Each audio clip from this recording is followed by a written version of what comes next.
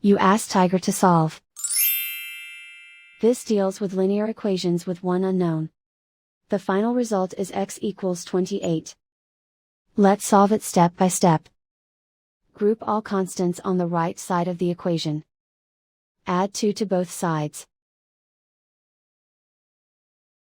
Simplify the arithmetic.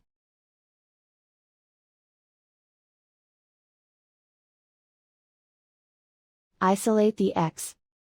Multiply both sides by 4. Group like terms. Multiply the coefficients.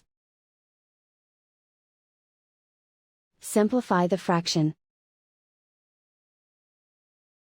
Simplify the arithmetic.